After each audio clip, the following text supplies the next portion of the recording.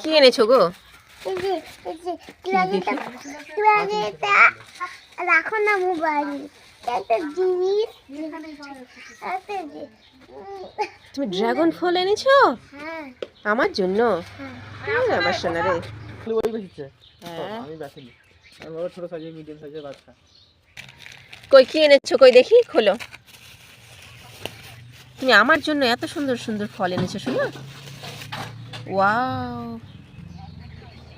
এটা কোন ফল বলো তো? এটা হ্যাঁ, এটা কোন ফল? এটা ড্রাগন ফল।